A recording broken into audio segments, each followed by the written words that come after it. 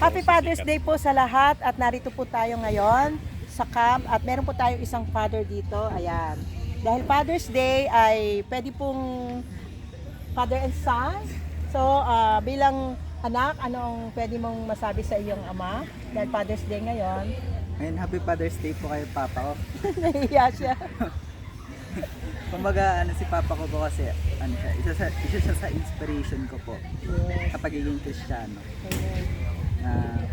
Although ay medyo tahimik lang po si Papa, pero lagi ko pong tinitingnan yung mga kilos niya, gawa niya.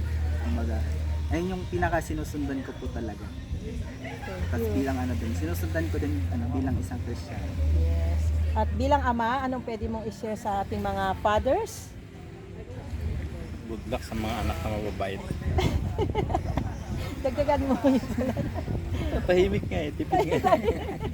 Kababata ko po ito talagang tahimik pa simulat sa pool. Kaya yung pagiging tahimik niya ang nagbigay ng inspiration sa amin para maging matahimik din.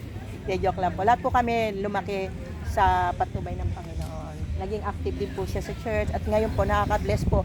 Nabibless po kasi ako kasi bilang active young people noon si Brother Hernan hanggang ngayon ay nasalin sa kanyang anak na si Brother Lawrence na naging active din sa Panginoon. Kaya sabi nga, basta tayo manampalataya sa Panginoon ay iniligtas niya ang buong sambahayan na natin. Diba? So thank you po. Happy Father's Day po ulit. Thank Brother you. Hernan. Thank you. Thank you po. Okay.